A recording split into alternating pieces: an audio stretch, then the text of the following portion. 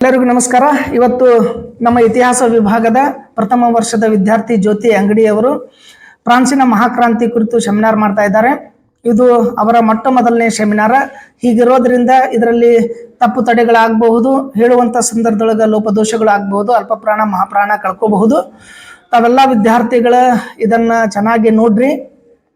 ಇದ್ರ ಜೊತೆ ಸಲಹೆಗಳು ಏನದಾವ ಸಲಹೆಗಳನ್ನು ಕೊಡ್ರಿ. ಸಲಹೆಗಳನ್ನು ಕೊಡೋದ್ರಿಂದ ಅವರಿಗೆ ಮುಂದಿನ ದಿನಗಳಲ್ಲಿ ಉತ್ತಮ ರೀತಿಯಲ್ಲಿ ಸೆಮಿನಾರ್ ಮಾಡೋದ್ರಾಗ ತಮ್ಮ ಪಾತ್ರನೂ ಇರ್ತೈತಿ, ಪ್ರೋತ್ಸಾಹನೂ ಕೊಟ್ಟಂಗೆ ಆಗ್ತೈತಿ. ಅವರು ಸೆಮಿನಾರ್ ಮಾಡ್ತಾರ. ಅವರನ್ನು ಮತ್ತೊಂದು ಸಾರಿ ತಮ್ಮೆಲ್ಲರ ಪರವಾಗಿ ಹೃತ್ಪೂರ್ವಕವಾಗಿ ಈ ಸೆಮಿನಾರನ್ನು ಮಾಡಕ್ಕೆ ಆಹ್ವಾನಿಸ್ತಾ ಇದ್ದೀನಿ. ನಮಸ್ಕಾರ.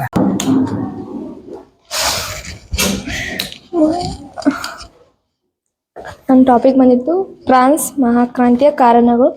ಈ ಫ್ರಾನ್ಸ್ ಕ್ರಾಂತಿ ಹೆಂಗೆ ನಡೀತು, ಎಲ್ಲಿ ನಡೀತು, ಯಾವಾಗ ನಡೀತು ಅಂತ ನೋಡೋಣ. ಕ್ರಿಸ್ತಶಕ 1789 ಸಂಭವಿಸಿದ ಈ ಫ್ರಾನ್ಸ್ ಮಹಾಕ್ರಾಂತಿಯು ಇದು ಕೇವಲ ಫ್ರಾನ್ಸಿಗಟ್ಟೆ ಸೀಮಿತವಾಗದೆ ಇಡೀ ಜಗತ್ತಿನ ಮೂಲೆ ಮೂಲೆಯೂ ತನ್ನ ಪ್ರಭಾವವನ್ನು ಬೀರುತ್ತದೆ. ಮತ್ತು ಈ ಫ್ರಾನ್ಸ್ ಕ್ರಾಂತಿಯಲ್ಲಿ ಹಲವಾರು ಶತಮಾನಗಳಿಂದ ಫ್ರಾನ್ಸಿನಲ್ಲಿ ನಿರಂಕುಶ ಪ್ರಭುತ್ವವನ್ನು ಈ ಕ್ರಾಂತಿ ಅಂತ್ಯಗೊಳಿಸುತ್ತದೆ. ಇದು ವಿಶ್ವಕ್ಕೆ ಹೊಸ ವಿಚಾರಗಳಿಂದ ಸ್ವಾತಂತ್ರ್ಯ, ಸಮಾನತೆ ಮತ್ತು ಭ್ರಾತೃತ್ವಗಳನ್ನು ನೀಡಿತು. ಈ ಫ್ರಾನ್ಸ್ ಕ್ರಾಂತಿಯು ಆರಂಭದಿಂದ ಯುರೋಪಿನ ಇತಿಹಾಸವೆಲ್ಲವೂ ಒಂದು ರಾಷ್ಟ್ರದಲ್ಲಿ, ಒಂದು ಘಟನೆಯಲ್ಲಿ, ಒಬ್ಬ ವ್ಯಕ್ತಿಯಲ್ಲಿ ವಿಲೀನಗೊಳ್ತದ. ಈ ಒಂದು ರಾಷ್ಟ್ರ ಅಂದ್ರೆ ಫ್ರಾನ್ಸ್, ಆ ಘಟನೆಯೇ ಫ್ರಾನ್ಸ್ ಕ್ರಾಂತಿ ಮತ್ತು ಆ ವ್ಯಕ್ತಿಯೇ ನೆಪೋಲಿಯನ್ ಬೋನಾಪಾರ್ಟ್ ಆಗಿರ್ತಾನ. ಈ ಎಂಬ ಮಾತು ಫ್ರಾನ್ಸ್ ಕ್ರಾಂತಿಯಲ್ಲಿ ಪ್ರಾಮುಖ್ಯತೆಯನ್ನು ಸೂಚಿಸುತ್ತದೆ. ಈ ಫ್ರಾನ್ಸ್ ಕ್ರಾಂತಿಯಲ್ಲಿ ನಾವು ಪ್ರಮುಖವಾದ ಕಾರಣಗಳನ್ನು ಈ ರಾಜಕೀಯ ಕಾರಣಗಳು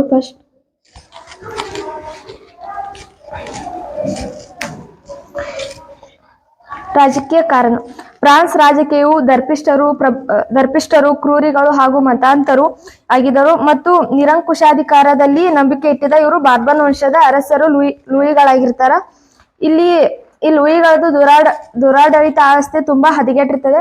ನಾವು ಈ ಫ್ರಾನ್ಸ್ ಕ್ರಾಂತಿಯಲ್ಲಿ ಪುರಾತನ ಆಡಳಿತ ವ್ಯವಸ್ಥೆಯನ್ನ ನೋಡೋಣ. ಇಲ್ಲಿ ಫ್ರಾನ್ಸ್ ಮಹಾಕ್ರಾಂತಿಯಲ್ಲಿ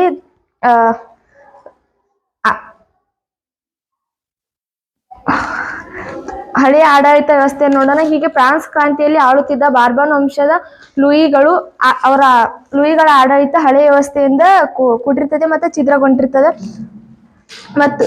ಮತ್ತು ಫ್ರಾನ್ಸಿನಲ್ಲಿ ಊಳಿಗಮಾನ್ಯ ವ್ಯವಸ್ಥೆ ಛಿದ್ರಗೊಂಡಿತ್ತು. ಫ್ರಾನ್ಸ್ನಲ್ಲಿರುವ ಹಳೆಯ ಆಡಳಿತ ಫ್ರಾನ್ಸ್ ಮುಂದುವರಿಸಿಕೊಂಡು ಬಂದಿತ್ತು. ಅಲ್ಲಿ ಜೀತ ಪದ್ಧತಿ ದುಡಿಯುವ ವರ್ಗದವರ ಆದಾಯ ತುಂಬಿಸಿಕೊಳ್ಳುತ್ತಿದ್ದರು, ಟ್ಯಾಕ್ಸ್ ಅನ್ನು ತುಂಬಿಸಿಕೊಳ್ಳುತ್ತಿದ್ದರು ಮತ್ತು ಅವರಿಗೆ ಜೋಳದ ಹಿಟ್ಟನ್ನು ಬೀಸಬೇಕಾದ್ರೂ ಅರಸರ ಮನೆಗೆ ಹೋಗ್ಬೇಕಾಗಿತ್ತು. ಅಂತ ಅಲ್ಲಿ ಹೋಗಿ ಹಿಟ್ಟು ಬೀಸೋದಷ್ಟೇ ಅಲ್ಲದೆ ಅವರ ಕೆಲಸಗಳನ್ನು ಇವ್ರು ಮಾಡಿ ಅವ್ರಿಗೆಷ್ಟು ಹಿಟ್ಟನ್ನು ಕೊಟ್ಟು ತಮಗೆ ಬೇಕಾದ ಜೋಳವನ್ನು ಬೀಸ್ಕೊಂಡು ಬರಬೇಕಾಯಿತು. ಮತ್ತು ದನ ಕರುಗಳನ್ನು ಕಡೆಯಲು ಸಹ ಅವರ ರಾಜನ ಮನೆಗೆ ಹೋಗಬೇಕಾಗಿತ್ತು. ಅಂತ ಎಣ್ಣೆ ತೆಗೆಯಲು ಸಹ ಅವರ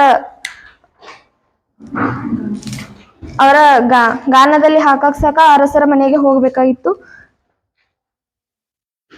ದಮ ಮತ್ತ ರೊಟ್ಟಿ ಮಾಡ್ಬೇಕಾದ್ರೂ ಅವರ ಒಲೆಯಲ್ಲೇ ರೊಟ್ಟಿ ಮಾಡ್ಬೇಕಂದ್ರೆ ಅವರ ರಾಜರು ಒತ್ತಾಯಿಸ್ತಿದ್ರು. ಹೀಗಾಗಿ ಅಲ್ಲಿನ ಜನರು ಹಳೆಯ ಆಡಳಿತ ವ್ಯವಸ್ಥೆಯನ್ನು ವಿರೋಧ ಮಾಡಲು ಪ್ರಾರಂಭಿಸ್ತಾರ. ಇಲ್ಲಿ ದರ್ಪಿಷ್ಟ ಪ್ರಭುತ್ವ ನೋಡ್ತೀವಿ ನಾವು. ನಿರಂಕುಶ ದರ್ಪಿಷ್ಟ ಪ್ರಭುಗಳು ಲೂಯಿ ಆಗಿರ್ತಾನ. ರಾಜನೇ ರಾಜ, ಪ್ರಜೆಗಳಿರುವುದು ರಾಜನಿಗಾಗಿ, ರಾಜನಿರುವುದು ಪ್ರಜೆಗಳಿಗಲ್ಲ ಅಂತ ಜನರ ಮೇಲೆ ದಬ್ಬಾಳಿಕೆ ಮಾಡ್ತಾನಿವ. ಆಗ ಜನರು ಅನ್ಸ್ತಾರ, ಅಂಜಿ ಅವ್ರ ರಾಜರು ಏನ್ ಹೇಳ್ತಾರ, ಎಲ್ಲ ನಂದೇ ಆಗಿರ್ಬೇಕು, ಎಲ್ಲ ಇವ್ರು ನನ್ನ ಮಾತು ಕೇಳ್ಬೇಕು, ಇಲ್ಲಿ ನಾನೇ ರಾಜ ಎಂದು ಭಾವಿಸ್ತಿರ್ತಾನ. ಆಗ ಜನರು ಅವ್ರಿಗೆ ಸ್ವಾತಂತ್ರ್ಯನೇ ಇರಂಗಿಲ್ಲ. ಎಲ್ಲ ರಾಜ ಹೆಂಗ್ ಹೇಳ್ತಾನ ಅದ್ರ ಆಜ್ಞೆ ಅಂತೇನೆ ಇವ್ರು ನಡ್ಕೋಬೇಕಾಗ್ತದ. ಇಲ್ಲಿ ಪ್ರಮುಖ ಲೂಯಿಗಳು ಬರ್ತಾರ. 14ನೇ ಲೂಯಿ, 15ನೇ ಲೂಯಿ ಮತ್ತು 16ನೇ ಲೂಯಿಗಳು ನಿರಂಕುಶಾಡಳಿತವನ್ನು ನಡೆಸ್ತಿರ್ತಾರ. ಫಸ್ಟಿಗೆ 14ನೇ ಲೂಯಿ ಏನ್ ಹೇಳ್ತಾನಂದ್ರ, ತಾನೇ ರಾಜ್ಯವೇ ತಾನು ಎಂದು ಭಾವಿಸಿರ್ತಾನ. ಇದನ್ನ 14ನೇ ಲೂಯಿ ಏನ್ ಹೇಳ್ತಾನಂದ್ರ, ತಾನೇ ರಾಜ್ಯವೇ ತಾನು ಎಂದು ಭಾವಿಸಿರ್ತಾನ. ಈತನನ್ನು ಫ್ರಾನ್ಸ್ ಮಹಾಕ್ರಾಂತಿಗೆ ಆಸ್ತಿ ಭಾರ ಹಾಕಿದ ಶಿಲ್ಪಿ ಎಂದು ಆನಿ ಬೆಸೆಂಟ್ ಅವರು ಹೇಳ್ತಾರ. ಈ 14ನೇ ಲೂಯಿ 72 ವರ್ಷ ಕಾಲ ಆಳ್ವಿಕೆ ಮಾಡ್ತಾನ ಮತ್ತು ಆಸ್ಥಾನವನ್ನು ವೈಭವೀಕರಿಸುವ ಸುಂದರ ಅರಮನೆಗಳನ್ನು ಕಟ್ಟಡಗಳನ್ನು ನಿರ್ಮಿಸ್ತಾನ. ಇಲ್ಲಿ ಅದೆಲ್ಲ ಕಟ್ಟಿ ಅಪಾರ ಹಣವನ್ನು ಹಾಳು ಮಾಡಿ ಇಲ್ಲಿ ಅರಮನೆಗೆ ಆರ್ಥಿಕ ಮುಖವನ್ನು ತುಂಬಾ ಹಾಳು ಮಾಡ್ತಾನ. ಅದರಿಂದ ಆರ್ಥಿಕ ವ್ಯವಸ್ಥೆ ತುಂಬಾ ಹದಗೆಡ್ತದ. ತನ್ನ ರಾಜಧಾನಿಯಾದ ಪ್ಯಾರಿಸ್ ನಲ್ಲಿ 12 ಮೈಲಿ ದೂರವಿರುವ ವರ್ಸೆಲ್ ನಗರದಲ್ಲಿ 12 ಮೈಲಿ ದೂರ ಇರುವ ವರ್ಸೆಲ್ ನಗರದಲ್ಲಿ ಒಂದು ವರ್ಸೆಲ್ ಅರಮನೆ ಕಟ್ತಾನ. ಅದಕ್ಕ ಭೂಮಿಯ ಮೇಲಿನ ಸ್ವರ್ಗ ಎಂದು ಕರೀತಾನ. ಹೀಗೆ ಅಪಾರ ಹಣವನ್ನು ಹಾಳು ಮಾಡಿ 14ನೇ ಲೂಯಿ ನಿಧನ ಹೊಂತಾನ. ಆಗ ಜನರು ಅವೆಲ್ಲ ಇಷ್ಟು ಕಷ್ಟ ಕೊಡ್ತಿದ್ದಾನ, ಜನರು ಅವ್ನ ಸಾಯನ ನಿಟ್ಟು ಉಸಿರು ಬಿಟ್ಟು ಹುಚ್ಚದು ಕುಣಿತಾರ. ಹೀಗೆ 14ನೇ ಲೂಯಿ ಸತ್ ನಂತರ 15ನೇ ಲೂಯಿ ಆಳ್ವಿಕೆಗೆ ಬರ್ತಾನ.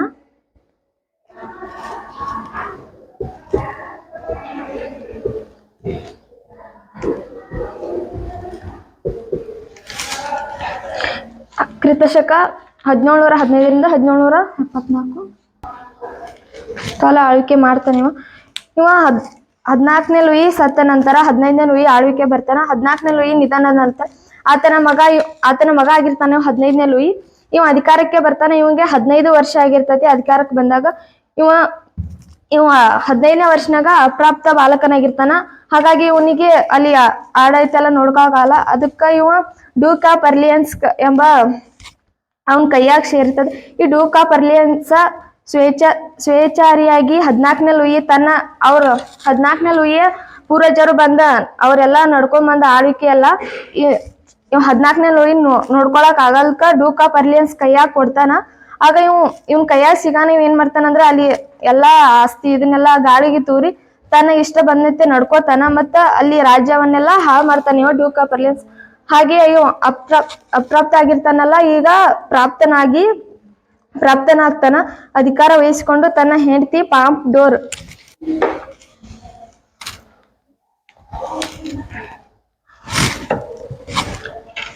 ಆಕಿ ಕೈಯಾಗ ಅಧಿಕಾರ ಕೊಟ್ಟ ಆಕಿ ಕೈಗೊಂಬೆ ಆಗ್ತಾನೆ ಇವ 15ನೇ ಲೂಯಿ.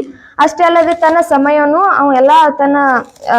ಸಮಯವನ್ನು ಸುಖಭೋಗಗಳಲ್ಲಿ ಕಳಿತ ಆಡಳಿತ ಅಲ್ಲಿ ನಡ್ಕೋಬೇಕಾಗಿರೋದೆಲ್ಲ ಮರೆತು ಬಿಡ್ತಾನ. 15ನೇ ಲೂಯಿ ಹೆಂಡತಿ ಪಾಂಪ್ ಡೋರಳು ಚಿತಾವಣೆಯಿಂದ ಫ್ರಾನ್ಸನ್ನು ಸಪ್ತವಾರ್ಷಿಕ ಯುದ್ಧದಲ್ಲಿ ತೊಡಗಿಸ್ತಾಳಿಕಿ. ಅದ್ ನಂತರ 15ನೇ ಲೂಯಿ ನಿಧನ ಆಗಾನ 16ನೇ ಲೂಯಿ ಆಳ್ವಿಕೆ ಬರ್ತಾನ.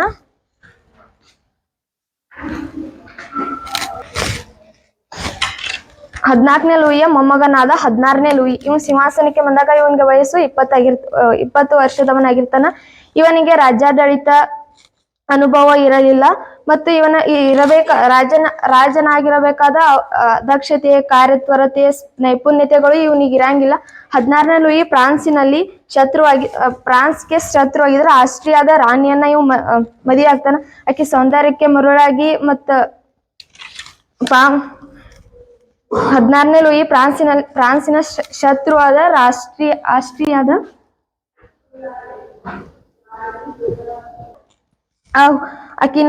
ಆಕಿ ಸೌಂದರ್ಯಕ್ಕೆ ಮರುಳಾಗಿ ಆಕೆಯನ್ನ ಮದುವೆ ಆಗ್ತಾನ. ಆಕೆ ಯಾರಂದ್ರ ಮೇರಿ ಅಂಟೈನೆಟ್.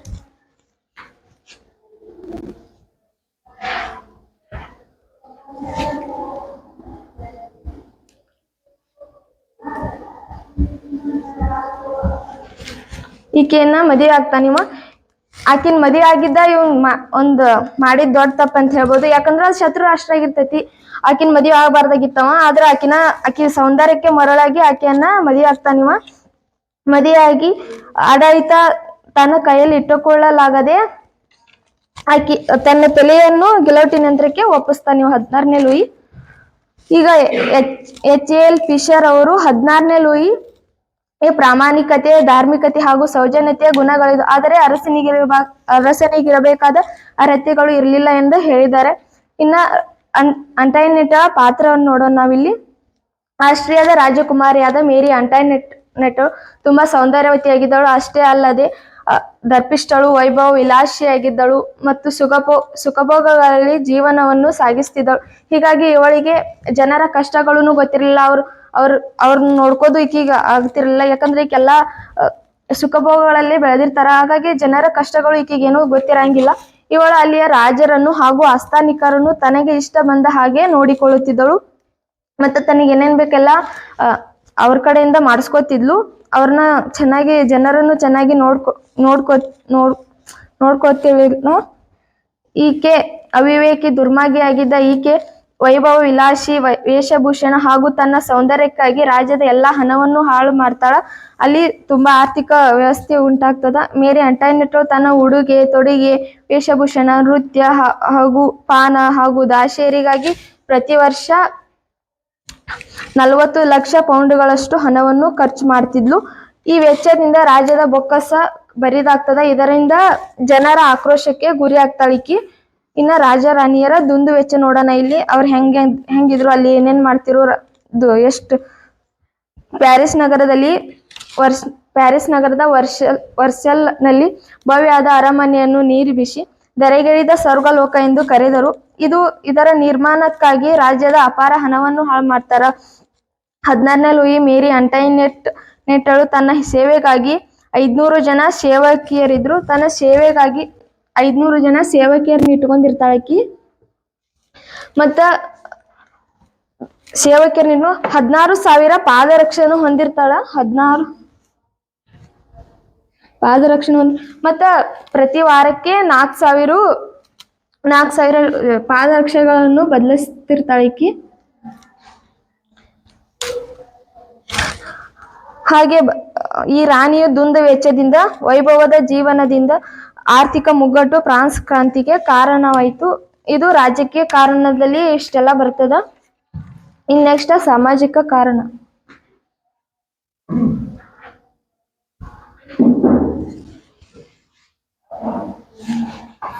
ಸಾಮಾಜಿಕ ಕಾರಣ ನೋಡೋಣ.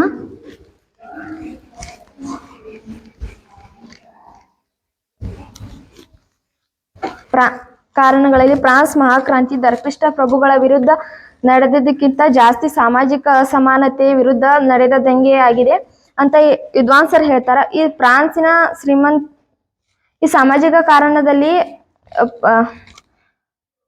ಫ್ರಾನ್ಸಿನ ಶ್ರೀಮಂತ ವರ್ಗ, ಪಾದ್ರಿ ವರ್ಗ, ಸಾಮಾನ್ಯ ವರ್ಗ, 3 ವರ್ಗಗಳಂತ ಬರ್ತಾವ. ಇಲ್ಲಿ 3 ವರ್ಗಗಳು ಬರ್ತಾವ. ಶ್ರೀಮಂತ ವರ್ಗ,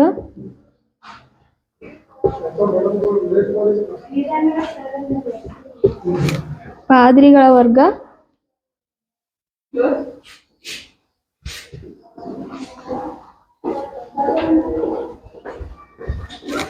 ಸಾಮಾನ್ಯ ವರ್ಗ.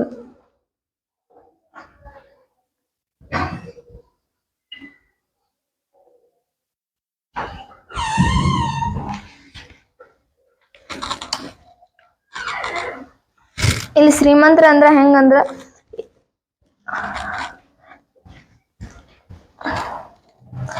ಇಲ್ಲಿ ಶ್ರೀಮಂತರು ಮತ್ತು ಪಾದ್ರಿಗಳು 1% ಜನರು ಇರ್ತಾರ ಅಂತ. 99% ಭೂಮಿಯನ್ನು ಇವ್ರು ಹೊಂದಿರ್ತಾರ. ಮತ್ತು ಸಾಮಾನ್ಯ ವರ್ಗದವರು 90% ಜನ ಇರ್ತಾರ. 1% ಭೂಮಿ. ಇದ್ರೊಳಗ ಕಡಿಮೆ ಜನ ಇರ್ತಾರ. ಆದ್ರ ಹೊಲ ಆಗಿರ್ಬೋದು, ಆಸ್ತಿ ಪಾಸ್ತಿ ಆಗಿರ್ಬೋದು ಎಲ್ಲ ಹೆಚ್ಚಿರ್ತದೆ. ಇವರಿಗೆ ಜನ ಹೆಚ್ಚಿರ್ತಾರ. ಆದ್ರ ಅವ್ರಿಗೆ ಇದನ್ನ ಇರ್ತದೆ. ಮತ್ತ ಇಲ್ಲಿ ಶ್ರೀಮಂತ ವರ್ಗ, ಇವರಿಗೆ ನೋಬೆಲ್ ವರ್ಗ ಅಂತಲೂ ಕರೀತಾರ. ಈ ಶ್ರೀಮಂತ ವರ್ಗದವರು ದೊಡ್ಡ ದೊಡ್ಡ ಎಸ್ಟೇಟುಗಳ ಮಾಲೀಕರಾಗಿರ್ತಾರ ಮತ್ತು ಸಂಪತ್ತಿನ ಒಡೆಯರಾಗಿರ್ತಾರೆ. ಇವರಲ್ಲಿ ಸಂಪತ್ತಿನ ಒಡೆಯರಾಗಿರ್ತಾರೆ. ಮತ್ತು ಇವರಲ್ಲಿ ಇನ್ನ 2 ನೋಬೆಲರು ಬರ್ತಾರ. ಯಾರಂದ್ರ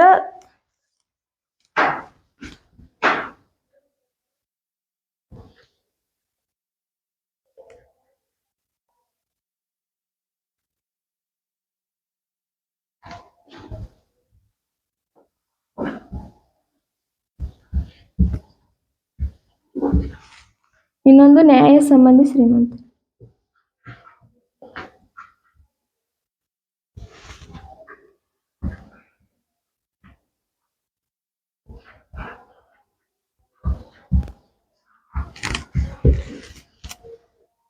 ಇವರು ಶ್ರೀಮಂತ ವರ್ಗದಲ್ಲಿ ಬರ್ತಾರ. ಯುದ್ಧ ಸಂಬಂಧಿ ಶ್ರೀಮಂತರು ಇವರ ಮಧ್ಯಯುಗದ ಉಳಿಗಮಾನ್ಯ ಪದ್ಧತಿಯ ಮೂಲದಿಂದ ಬಂದಿವರಾಗಿರ್ತಾರ. ಮತ್ತು ಇದ್ರೊಳಗ ಆಸ್ಥಾನದ ಶ್ರೀಮಂತರು ಮತ್ತು ಪ್ರಾಂತೀಯ ಶ್ರೀಮಂತರು ಎಂಬ 2 ವರ್ಗಗಳು ಇರ್ತಾವ. ಆಸ್ಥಾನದ ಶ್ರೀಮಂತರು ಮತ್ತು ಪ್ರಾಂತೀಯ ಶ್ರೀಮಂತರು. ಇದು ನ್ಯಾಯ ಸಂಬಂಧಿ ಶ್ರೀಮಂತರೊಳಗೆ ಬರ್ತಾರೆ ಇವ್ರ.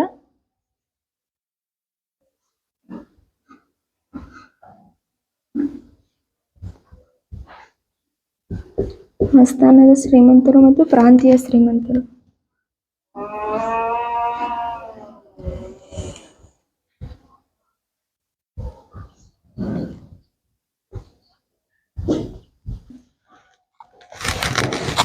ಇದು ನ್ಯಾಯ ಸಂಬಂಧಿ ಶ್ರೀಮಂತರು ನೋಡೋಣ. ಆಸ್ಥಾನದ ಶ್ರೀಮಂತರು ಇವರು ಆಸ್ಥಾನದ ಶ್ರೀಮಂತರು ನೌಕಾಪಡೆ ಮುಖ್ಯಸ್ಥರಾಗಿರ್ತಾರ. ಮತ್ತು ಸೇನಾಪತಿ ರಾಯಭಾರಿಯಾಗಿ ಇವರು ವರ್ಸೆಲ್ ಅರಮನೆಯಲ್ಲಿ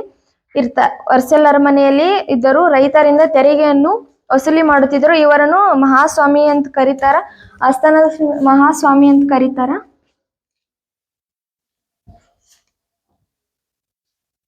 ಮಹಾಸ್ವಾಮಿ ಅಂತ ಕರೀತಾರ. ಮತ್ತ ಇದು ಪ್ರಾಂತೀಯ ಶ್ರೀಮಂತರ ಅಂತ ನೋಡ್ಬೇಕಾದ್ರ ಇಲ್ಲಿ ಪ್ರಾಂತೀಯ ಶ್ರೀಮಂತರಲ್ಲಿ ಸುಖಭೋಗವು ಇರ್ಲಿಲ್ಲ. ಆದರೂ ಶ್ರೀಮಂತರ ಹಾಗೆ ಅದಿವೆ ಅಂತ ರೈತರ ಮುಂದೆ ತೋರಿಸಿಕೊಳ್ಳುತ್ತಿದ್ದರು.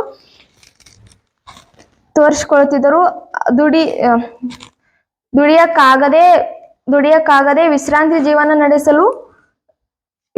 ಜೀವನ ನಡೆಸಲು ಇವರು ರೈತರನ್ನು ಶೋಷಣೆ ಮಾಡಲು ಪ್ರಾರಂಭಿಸುತ್ತಾರೆ. ಇನ್ನು ನೋಡೋಣ ನ್ಯಾಯ ಸಂಬಂಧಿ ಶ್ರೀಮಂತರು. ನ್ಯಾಯ ಸಂಬಂಧಿ ಶ್ರೀಮಂತರಲ್ಲಿ ಇವರು ಫ್ರಾನ್ಸಿನ ದೊರೆಗಳ ಜೊತೆ ಇದ್ದು ರೊಕ್ಕ ಕೊಟ್ಟು ನ್ಯಾಯಾಧೀಶರಾಗುತ್ತಿದ್ದರು. ಮತ್ತು ರೊಕ್ಕ ಕೊಟ್ಟವರ ಕಡೆನೆ ಇವರು ನ್ಯಾಯ ಮಾಡ್ತಿದ್ರು ಅಂತ ಹೇಳ್ಬೋದು ಇಲ್ಲಿ. ಇನ್ನು 2ನೇದು ಇದು ಪಾದ್ರಿಗಳ ವರ್ಗ ನೋಡೋಣ. ಇಲ್ಲಿ ರೋಮ್ ಕ್ಯಾಥೋಲಿಕ್ ಪಾದ್ರಿಗಳು ಫ್ರಾನ್ಸಿನ ಪ್ರತಿಷ್ಠಿತ ವರ್ಗಕ್ಕೆ ಸೇರಿದ್ದರು. ಇವರು ದೇಶಕ್ಕೆ ಬಹುಪಾಲು ಭೂಮಿ ಮತ್ತು ಸಂಪತ್ತಿನ ಒಡೆಯರಾಗಿದ್ದರು. ರಾಜರ ಸರಿಸಮಾನು ಇದ್ದರು. ಧರ್ಮಾಧಿಕಾರಿಗಳಾಗಿದ್ದರು ಮತ್ತು ಸರ್ಕಾರಗಳಿಂದ ಎಲ್ಲ ಸೌಲಭ್ಯಗಳನ್ನು ಪಡೆಯುತ್ತಿದ್ರು. ಮತ್ತು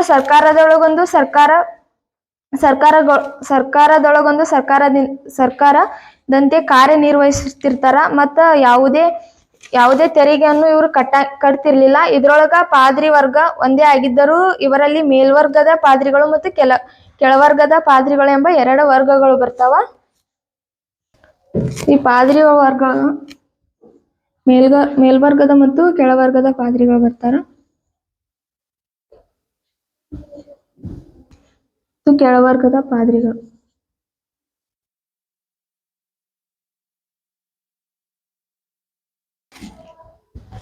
ಮೇಲ್ವರ್ಗದ ಪಾದ್ರಿಗಳು ಬಿಷಪ್ ಮತ್ತು ಅಬೋಟರು ಶ್ರೀಮಂತ ಪಾದ್ರಿಗಳಾಗಿರ್ತಾರೆ. ಇಲ್ಲಿ ಆದಾಯದಲ್ಲಿ ಬರುವ ಬಹುತೇಕ ಪಾಲು ಇವರದೇ ಆಗಿರ್ತದೆ. ಮತ್ತು ಸಾಮಾನ್ಯ ಜನರ ರಕ್ತ ಇರುವ ಪಿಪಾಸಿಗಳಾಗಿರ್ತಾರೆ ಇವರ ಬಿಷಪ್ ಮತ್ತು ಅಬೋಟರು.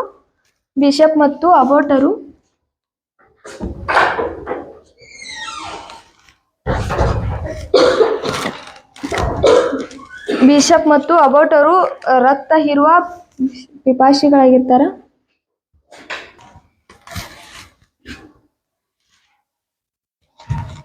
ಇನ್ನು ಕೆಳವರ್ಗದ ಪಾದ್ರಿಗಳು ಇವರು ನಿಷ್ಠಾವಂತರಾಗಿರ್ತಾರ ಮತ್ತು ಧಾರ್ಮಿಕ ಪಾದ್ರಿಗಳಾಗಿದ್ದರು. ಇವರು ಹಳ್ಳಿಗಾಡಿನಲ್ಲಿ ನೆಲೆಸಿ ಸಾಮಾನ್ಯ ಜನರೊಂದಿಗೆ ಬೆರೆತು ಸರಳ ಜೀವನ ನಡೆಸ್ತಾರೆ. ಇವ್ರಿಗೆ ತುಂಬಾ ಕಷ್ಟ ಇರ್ತೈತಿ. ಆದ್ರೂ ಇವರು ಎಲ್ಲ ಟ್ಯಾಕ್ಸ್ ಅನ್ನು ಕಟ್ತಿದ್ರು. ಇವ್ರು ನಿಷ್ಠಾವಂತರಾಗಿರ್ತಾರ. ಮತ್ತು ಇವ್ರಿಗೆ ಸೊಕ್ಕಿರ್ಲಿಲ್ಲ. ಇವರು ಹಳ್ಳಿಗಾಡಿಯಲ್ಲಿ ನೆಲೆಸಿ ಸಾಮಾನ್ಯ ಜನರೊಂದಿಗೆ ಬೆರೆತು ಸರಳ ಜೀವನವನ್ನು ನಡೆಸ್ತಿರ್ತಾರ. ಇನ್ನು 3ನೇ ನೋಡೋಣ ಸಾಮಾನ್ಯ ವರ್ಗ. ಈ ಸಾಮಾನ್ಯ ವರ್ಗದಲ್ಲಿ ಫ್ರಾನ್ಸ್ನಲ್ಲಿರುವ ಸಾಮಾನ್ಯ ವರ್ಗ ಫ್ರಾನ್ಸಿನ ಮಹಾಕ್ರಾಂತಿಗೆ ಬೆನ್ನು ಮೂಳೆಯಾಗಿರ್ತದ. ಮತ್ತು ಫ್ರಾನ್ಸಿನ ಒಟ್ಟು ಜನಸಂಖ್ಯೆಯಲ್ಲಿ 99% ಇವರು ಸವಲತ್ತು ಹೊಂದಿಲ್ಲದ ವರ್ಗ ಆಗಿದ್ದರು. ಯಾಕೆ ಇವರನ್ನು ಸವಲತ್ತಿಲ್ಲದ ವರ್ಗ ಅಂತ ಕರಿತೀವಿ ಅಂದ್ರೆ ಇವರು ಎಲ್ಲಾ ರೀತಿಯ ಅಧಿಕಾರ ಆಗಿರ್ಬೋದು, ಹಕ್ಕುಗಳಾಗಿರ್ಬೋದು ಸ್ಥಾನಮಾನ ಆಗಿರಬಹುದು, ಇವೆಲ್ಲವುಗಳಿಂದ ಇವರು ವಂಚಿತರಾಗಿರ್ತಾರ. ಉದಾಹರಣೆಗೆ ಮೂರನೇ ಎಸ್ಟೇಟ್ನ ಜನರಿಗೆ ಚರ್ಚ್ ಆಗಲಿ, ಸಮಾಜವಾಗಲಿ, ಸೈನಿಕವಾಗಲಿ, ರಾಜ್ಯನ ಆಡಳಿತವಾಗಲಿ ಇಲ್ಲಿ ಯಾವುದೇ ಸ್ಥಾನಮಾನಗಳಿರಲಿಲ್ಲ, ಉನ್ನತ ಹುದ್ದೆಗಳು ಇರಲಿಲ್ಲ. ಮತ್ತ ಇವರಿಗೆ ಫ್ರಾನ್ಸಿಗೆ ಸಂಬಂಧಿಸಿದ ಎಲ್ಲ ತೆರಿಗೆಯನ್ನು ಇವರೇ ಕಟ್ಟಬೇಕಾಗಿತ್ತು. ಸರ್ಕಾರದಿಂದ, ಶ್ರೀಮಂತರಿಂದ ಮತ್ತು ಪಾದ್ರಿಗಳಿಂದ ತುಂಬಾ ಶೋಷಣೆಗೆ ಗುರಿಯಾಗಿರ್ತಾರೆ ಇವರು. ಮತ್ತೆ ಸರ್ಕಾರಿ ಹುದ್ದೆಗಳು ಇವ್ರಿಗೆ ಇರಂಗಿಲ್ಲ, ಯಾವುದೇ ಭೂಮಿ ಇರಂಗಿಲ್ಲ, ಆದರೂ ಇವರೇ ತೆರಿಗೆಯನ್ನು ಕಟ್ಟಬೇಕಾಗ್ತದೆ. ಇಲ್ಲಿ ಶ್ರೀಮಂತರು ಮತ್ತು ಪಾದ್ರಿಗಳಿಗೆ ಎಲ್ಲ ಇರ್ತದೆ, ಆದ್ರೆ ಇವರು ತೆರಿಗೆಯನ್ನ ಕಟ್ಟಂಗಿಲ್ಲ. ಆದ್ರೆ ಸಾಮಾನ್ಯ ವರ್ಗದವರಿಗೆ ಯಾವುದೇ ಸರ್ಕಾರ ಹುದ್ದೆನೂ ಇರಂಗಿಲ್ಲ, ಮತ್ತ ಅವ್ರಿಗೆ ದುಡಿಲಾಕ ಹೊಲಾನು ಜಾಸ್ತಿ ಇರಂಗಿಲ್ಲ, ಕಡಿಮೆ ಇರ್ತೈತಿ. ಆದ್ರೂ ಮತ್ ಇವರ ಟ್ಯಾಕ್ಸ್ ಅನ್ನ ಕಟ್ಬೇಕು, ಅಲ್ಲಿ ಟ್ಯಾಕ್ಸ್ ಅನ್ನ ಕಟ್ಟಬೇಕಾಗಿರ್ತದ. ಮತ್ತೆ ಇವ್ರಿಗೆ ಯಾವುದೇ ಸೌಲಭ್ಯಗಳು ಇರಂಗಿಲ್ಲ. ಹೀಗಾಗಿ ಮೂರನೇ ವರ್ಗದಲ್ಲಿ ಕಂಡು ಬರುವಂತ ಜೀವನವನ್ನು ಕಂಡುಕೊಂಡಾಗ ಅದು ಅತ್ಯಂತ ಶೋಷಣೆ ಸ್ಥಿತಿಯಲ್ಲಿ ಕಂಡು ಬರುವ ಜೀವನ ಇವ್ರು ಸಾಮಾನ್ಯ ವರ್ಗದವರು ನಡೆಸ್ತಾರ. ಜೊತೆಗೆ ಜನಸಾಮಾನ್ಯರಲ್ಲಿ ಕಂಡು ಬರುವಂತ ರೈತರಾಗಿರ್ಬೋದು, ಮಧ್ಯಮ ವರ್ಗದವರಾಗಿದ್ದರು, ಕಾರ್ಮಿಕರಾಗಿರ್ಬೋದು, ಇವರೆಲ್ಲ ಜಮೀನ್ದಾರರ ಶೋಷಣೆಗೆ ಒಳಪಟ್ಟಿರ್ತಾರ. ಮತ್ತ ಇವರು ಸುಗ್ಗಿ ಸಮಯದಲ್ಲಿ 5 ದಿನಗಳ ಕಾಲ ರಾಜರ ಮನೆಗೆ ಅಥವಾ ಇವು ಇವರಲ್ಲಿ ದುಡಿಲಕ್ ಹೋಗ್ತಿರ್ತಾರ. ಮತ್ತ ಅವ್ರು ದುಡಿದ್ರೆ ಅವ್ರ ಪಗಾರು ಕೊಡಂಗಿಲ್ಲ, ಬಿಟ್ಟಿ ಸೇವೆ ಮಾಡಿ ಬರ್ಬೇಕಾಗ್ತದೆ. ಮತ್ತ ಒಂದು ಹೊತ್ತು ಊಟ ಮಾಡ್ಬೇಕಾದ್ರೆ ಇವರಿಗೆ ಎಲ್ಲಾ ದುಡ್ದ ತಿನ್ಬೇಕಾಗ್ತದೆ. ಇವ್ರಿಗೆ ಯಾವುದೇ ಸೌಲಭ್ಯಗಳು ಇರಂಗಿಲ್ಲ, ಮತ್ ಸರ್ಕಾರಿ ಹುದ್ದೆಗಳು ಇರಂಗಿಲ್ಲ. ಆದ ಕಾರಣ ಇವರು ದುಡಿಲಕ್ ಹೋಗ್ಬೇಕಾಗ್ತದ. ಇಂತಹ ಸಂದರ್ಭದಲ್ಲಿ ಫ್ರಾನ್ಸಿನ ಒಂದು ಗಾದೆ ಮಾತು ಇತ್ತು, ಪಾದ್ರಿಗಳು ಪ್ರಾರ್ಥನೆ ಮಾಡುತ್ತಾರೆ, ಶ್ರೀಮಂತರು ಹೋರಾಡುತ್ತಾರೆ, ಜನಸಾಮಾನ್ಯರು ತೆರಿಗೆಯನ್ನು ಕಟ್ಟುತ್ತಾರ. ಇಂತಹ ಅನೀಯ ಸ್ಥಿತಿ ಸಾಮಾನ್ಯ ವರ್ಗದ ಜನರಲ್ಲಿ ಕ್ರಾಂತಿಯ ಕಿಚ್ಚನ್ನು ಬಡಿದೆಬ್ಬಿಸ್ತದ. ಮಧ್ಯಮ ವರ್ಗದಲ್ಲಿ ಇವರಲ್ಲಿ ಯಾರು ಬರ್ತಾರಂದ್ರ ವಕೀಲರು, ವೈದ್ಯರು, ವರ್ತಕರು, ಸಾಹಿತಿಗಳು, ಉಪಾಧ್ಯಾಯರು, ನೌಕರರು, ಬ್ಯಾಂಕರ್ಸು ಮತ್ತು ಉತ್ಪಾದಕರು ಸೇರಿರ್ತಾರ ಮಧ್ಯಮ ವರ್ಗದಲ್ಲಿ. ಇನ್ನ 3ನೇದು ತತ್ವಜ್ಞಾನಿಗಳ ಪ್ರಭಾವ.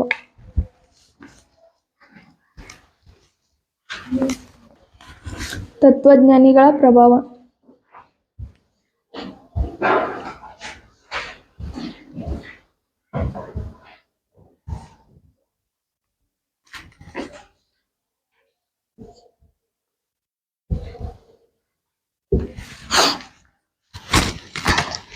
ಈ ತತ್ವಜ್ಞಾನಿಗಳ ಪ್ರಭಾವ ನೋಡ್ಬೇಕಾದ್ರೆ 18 ಶತಮಾನದ ಅವಧಿಯಲ್ಲಿ ಫ್ರಾನ್ಸಿನ ತತ್ವಜ್ಞಾನಿಗಳು ತೆಗೆದುಕೊಂಡಾಗ ಇವರು ಏನ್ ಮಾಡ್ತಾರಂದ್ರ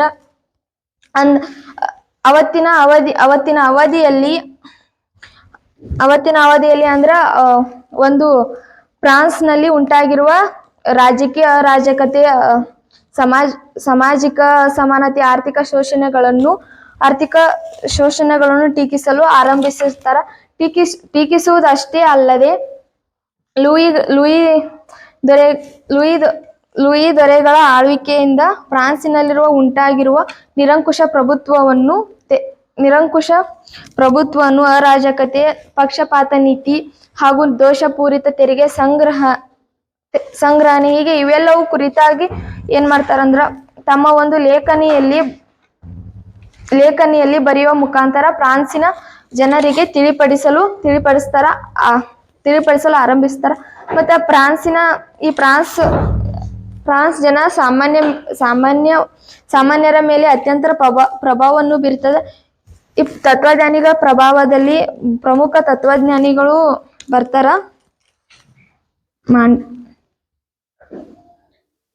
ಮಾಂಟೆಸ್ಕ್ಯೂ,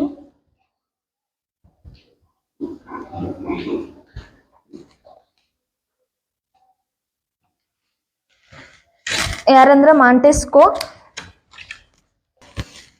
ವಾಲ್ಟೇರ್, ರೂಸೋ, ಇವರು 3 ಪ್ರಮುಖ ತತ್ವಜ್ಞಾನಿ ಇನ್ನ ಬರ್ತಾರ. ಇವರು ಪ್ರಮುಖವಾಗಿರ್ತಾರೆ ಇನ್ನ ಯಾರ್ಯಾರಂದ್ರೆ ಡಿಡಿರೋ, ಕ್ವಿಸ್ನೆ, ಪಿಶೋ, ಕ್ರಾಟರ್, ಮಿರ್ಯಾಬು. ಇದರಲ್ಲಿ 3 ಪ್ರಮುಖ ತತ್ವಜ್ಞಾನಿಗಳಾಗಿರ್ತಾರ. ಇವರು 3 ಪ್ರಮುಖ ತತ್ವಜ್ಞಾನಿಗಳು. ಮಾಂಟೆಸ್ಕೊ, ವಾಲ್ಟರ್, ರೂಸೋ ಇವರು 3 ಪ್ರಮುಖ ತತ್ವಜ್ಞಾನಿಗಳಿರ್ತಾರೆ. ಮೊದಲನೇದಾಗಿ ಮಾಂಟೆಸ್ಕೊ. ಇವನು ಘನಪಂಡಿತ ಆಗಿರ್ತಾನ. ಶ್ರೀಮಂತ ಕುಟುಂಬದಲ್ಲಿ ಹುಟ್ಟಿರ್ತಾನ. ಇವ ಪ್ರಸಿದ್ಧ ನ್ಯಾಯವಾದಿ, ಬರಹಗಾರ, ತತ್ವಜ್ಞಾನಿ ಆಗಿರ್ತಾನ. 1721ರಲ್ಲಿ ಪರ್ಷಿಯನ್ ಲೆಟರ್ಸ್ ಗ್ರಂಥ ಬರೆದು ಫ್ರಾನ್ಸಿನ ರಾಜಕೀಯ ಜೀವನ ನಡೆಸ್ತಾನ. ಮತ್ತು 1721ರಲ್ಲಿ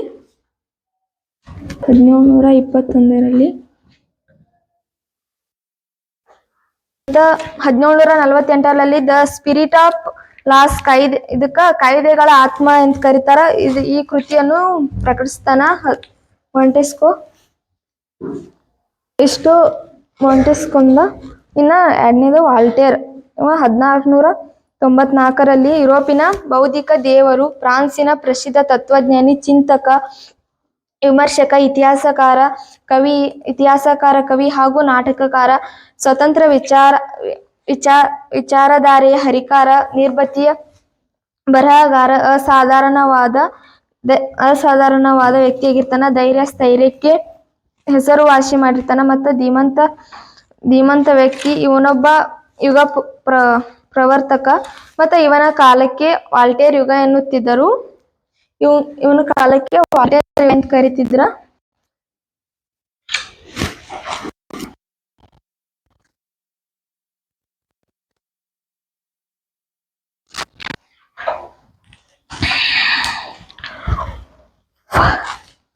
ಇವನ ಕಾಲಕ್ಕೆ ವಾಲ್ಟೇರ್ ಯುಗ ಅಂತ ಕರೀತಾರ. ಮತ್ತೆ ಇವನನ್ನ ರಾಜ ವಾಲ್ಟೇರ್ ಅಂದಲೂ ಕರೀತಾರ.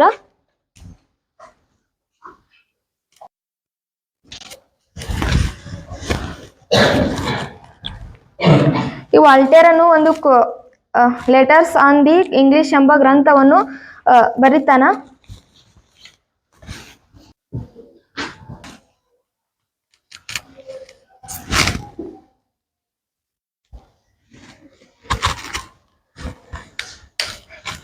ಇಂಗ್ಲಿಷ್ ಎಂಬ ಗ್ರಂಥವನ್ನು ಬರಿತಾನಿವ. ಇಂಗ್ಲೆಂಡ್ನ ವಾಕ್ ಸ್ವಾತಂತ್ರ್ಯ, ಧಾರ್ಮಿಕ ಸ್ವಾತಂತ್ರ್ಯ ಹಾಗೂ ಪ್ರಕಟಣೆ ನಿರ್ಬಂಧವಿಲ್ಲ ಅಂತಹ ವಾತಾವರಣವನ್ನು ಫ್ರಾನ್ಸಿನಲ್ಲಿ ನಿರ್ಮಾಣವಾಗಬೇಕೆಂದು ಪ್ರತಿಪಾದಿಸ್ತಾನಿವ. ಇದು ವಾಲ್ಟೇರ. ಇಷ್ಟೇ ಒಂದು ವಾಲ್ಟೇರಿಂದ. ನೆಕ್ಸ್ಟ್ ಬರ್ತಾನ ರೂಸೋ. ಇವ 1712ರಲ್ಲಿ ಸ್ವಿಟ್ಜರ್ಲೆಂಡ್ನ ಜಿನಿವಾದಲ್ಲಿ ಗಡಿಯಾರ ತಯಾರಕನ ಮಗನಾಗಿ ಜನಿಸ್ತಾನಿವ ರೂಸೋ.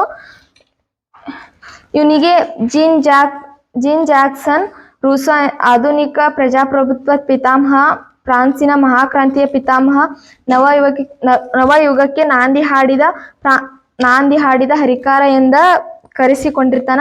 ಇಲ್ಲಿ ರೂಸೋ ಜನಿಸದಿದ್ದರೆ ಫ್ರಾನ್ಸ್ ಕ್ರಾಂತಿ ಸಂಭವಿಸುತ್ತಿತ್ತೋ ಇಲ್ಲೋ ಎಂದು ನೆಪೋಲಿಯನ್ ಹೇಳ್ತಾನ. ರೂಸೋ ಒಬ್ಬ ಕ್ರಾಂತಿಕಾರಿ, ಬರಹಗಾರ, ವಿಚಾರವಂತ, ವಿಮರ್ಶಕ, ಚಿಂತಕ ಆಗಿರ್ತಾನ. ಮತ್ತು ಇವನು 1759ರಲ್ಲಿ ದಿ ನ್ಯೂ ಹೆಲ್ಬಾಯಿಸ್ ಕಾದಂಬರಿಯನ್ನು ಬರಿತಾನ. ಮತ್ತು 1762ರಲ್ಲಿ ಎಮಿಲಿ ಎಂಬ ಗ್ರಂಥವನ್ನ ಬರಿತಾನ.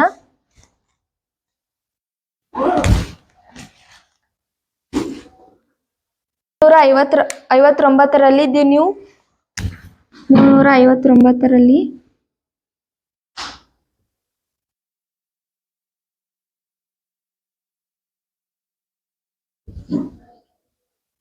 ದಿ ನ್ಯೂ ಹೆಲ್ಬಾಯಿಸ್ ಎಂಬ ಕಾದಂಬರಿಯನ್ನ ಬರಿತಾನ. ಹಾಗೆ 1762ರಲ್ಲಿ ಎಮಿಲಿ ಎಂಬ ಗ್ರಂಥವನ್ನ ಬರಿತಾನ. 1762ರಲ್ಲಿ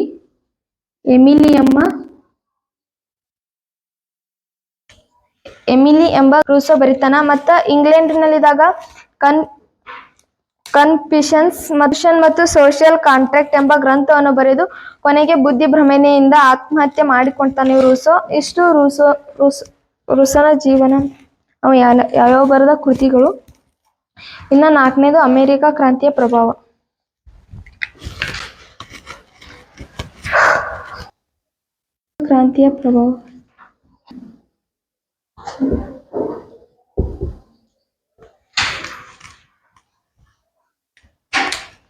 ಈ ಅಮೆರಿಕ ಕ್ರಾಂತಿಯ ಮುಖ್ಯಸ್ಥ ಆರ್ಥರ್ ಹೆಂಗ್ ಆಗಿರ್ತಾನ.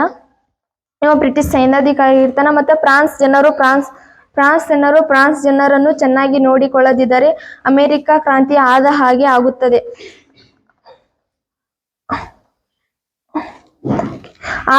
ಪ್ರಭಾವ ಬೀರುತ್ತದೆ ಅಂತ ಹೇಳ್ತಾನ. ಆ ಮಾತ ಸತ್ಯವಾಗ್ತದ.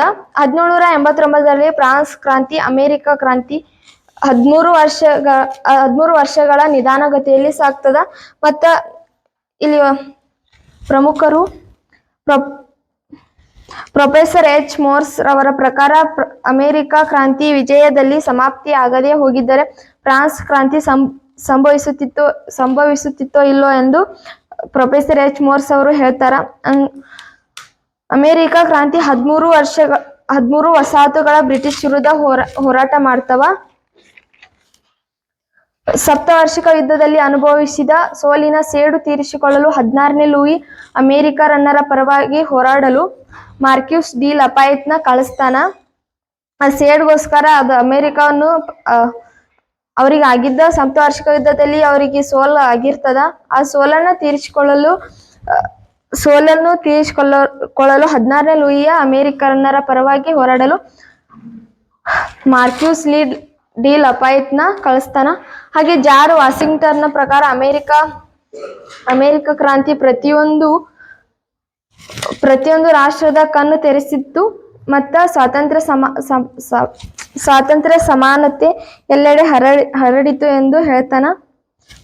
ಎಷ್ಟು ಅಮೆರಿಕ ಕ್ರಾಂತಿಯ ಪ್ರಭಾವ. 5ನೇದು ಆರ್ಥಿಕ ಕಾರಣಗಳು.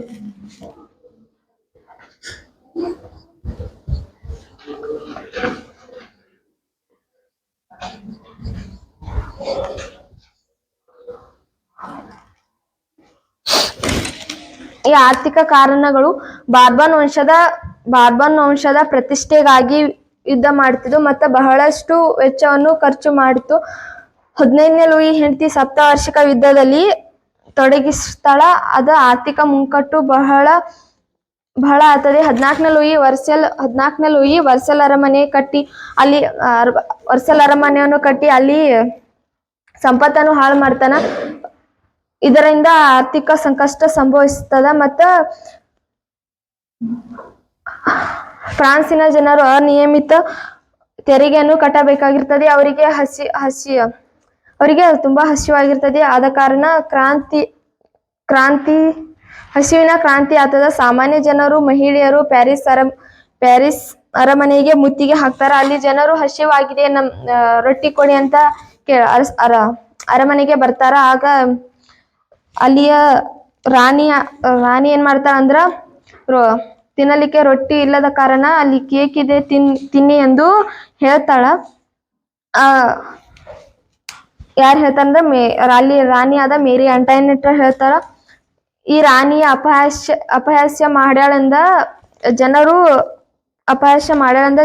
ಅರಮನೆಯನ್ನು ಮುತ್ತಿಗೆ ಹಾಕ್ತಾರ. ಇನ್ನ ಟೈಲೆ, ಗ್ಯಾಬಿಲೆ ಮತ್ತಿತರ ತೆರಿಗೆಗಳನ್ನು ಸಾಮಾನ್ಯ ಜನರು ಸರ್ಕಾರಕ್ಕೆ ಪಾವತಿಸಬೇಕಾಗ್ತದ. ಟೈಲೆ ಅಂದ್ರ ಸಂಪತ್ತಿನ ತೆರಿಗೆ, ಗ್ಯಾಬಿಲೆ ಅಂದ್ರ ಉಪ್ಪಿನ ತೆರಿಗೆ, ಟೈತ್ ಅಂದ್ರ ಧಾರ್ಮಿಕ ತೆರಿಗೆ ಆಗಿರ್ತದ. ಈ ಎಲ್ಲಾ ತೆರಿಗೆಗಳನ್ನು ಸಾಮಾನ್ಯ ಜನರ ಕಟ್ಟಬೇಕಾಗ್ತದ. ಮತ್ತ ಇಲ್ಲಿ ಎಲ್ಲಾ ತೆರಿಗೆ ಕಟ್ಟಿ ರೈತರು ಮತ್ತು ಕಾರ್ಮಿಕರಿಗೆ ಅವರ ಆದಾಯದಲ್ಲಿ ಕೇವಲ 80% 20% ಮಾತ್ರ ಉಳಿತಿತ್ತು. ಇಲ್ಲಿ ಹಸಿವಿನಿಂದಲೇ ಫ್ರಾನ್ಸಿನಲ್ಲಿರುವ ಜನರು 10 ಜನರು ಸತ್ತರೆ 9 ಜನರು ಹಸಿವಿನಿಂದ, 10ನೇಯರು ಅಜೀರ್ಣದಿಂದಲೂ ಸಾಯುತ್ತಿದ್ದರು. ಇದು ಫ್ರಾನ್ಸ್ ಕ್ರಾಂತಿಯು ಮುನ್ನ ಇದಂತ ಸ್ಥಿತಿಯಾಗಿರ್ತದ. ಇದು ಫ್ರಾನ್ಸ್ ಕ್ರಾಂತಿಯಲ್ಲಿ ಆರ್ಥಿಕ ಶೋಷಣೆ, ಸಾಮಾನ್ಯ ಜನರ ಅತೃಪ್ತಿ, ಸರ್ಕಾರದ ಪಕ್ಷಪಾತ ತೆರಿಗೆ ನೀತಿ ವಿರುದ್ಧ ದಂಗೆ ಏಳುವಂತೆ ಮಾಡುತ್ತದ. ಇಷ್ಟ ಆರ್ಥಿಕ ಕಾರಣ. ಲಾಸ್ಟ್ನೇದ ತತ್ಕ್ಷಣದ ಕಾರಣ.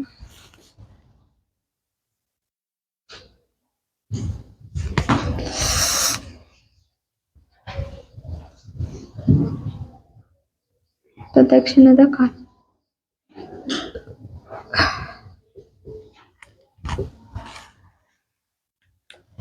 ಈ ತತ್ಕ್ಷಣದ 1780ರ ವೇಳೆಗೆ ಫ್ರಾನ್ಸಿನ ಆರ್ಥಿಕ ಸ್ಥಿತಿಯು ತುಂಬಾ ಶೋಚನೀಯವಾಗಿರ್ತದೆ.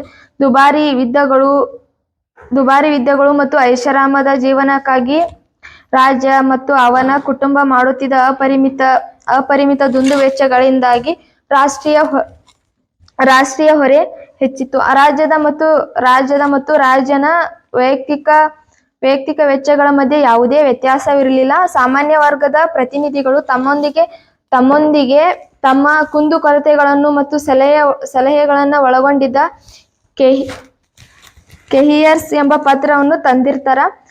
ಇಲ್ಲಿ ಜನಾಭಿಪ್ರಾಯ ಪಡೆದು ತೆರಿಗೆ ವಿಧಿಸಿ ವಸೂಲಿ ಮಾಡಬೇಕೆಂದು ಹಾಗೂ ಟೈಲೆಯನ್ನು ಸಂಪೂರ್ಣವಾಗಿ ರದ್ದುಪಡಿಸಬೇಕೆಂದು ಒತ್ತಾಯಿಸ್ತಾರ. 1789ರಲ್ಲಿ ಬಗೆಹರಿಯದೆ ರಾಷ್ಟ್ರೀಯ ಸಭೆಯೆಂದು ಘೋಷಿಸಿಕೊಂಡರು ಮತ್ತು ಸಾಮಾನ್ಯ ಜನರ ಪ್ರತಿನಿಧಿ ಅಬೇಸಿಯೆ ಎಂಬ ನಾಯಕ ಸ್ಟೇಟ್ ಜನರಲ್ ಸಭೆಗೆ ರಾಷ್ಟ್ರೀಯ ಸಭೆಯೆಂದು ನಾಮಕರಣ ಮಾಡ್ತಾನ. ಹೀಗೆ ಸಭೆಯ ಕಾರ್ಯಕಲಾಪವನ್ನು ನಡೆಸುವ ಬಗ್ಗೆ ಶ್ರೀಮಂತರು ಮತ್ತು ಪಾದ್ರಿಗಳು ಸಾಮಾನ್ಯ ವರ್ಗದವರ ಪ್ರತಿನಿಧಿಗಳ ಮಧ್ಯೆ ಉದ್ಭವಿಸಿದ ಘರ್ಷಣೆ 1789ರ ಫ್ರಾನ್ಸ್ ಮಹಾಕ್ರಾಂತಿಗೆ ನಾಂದಿ ಆಯ್ತದ.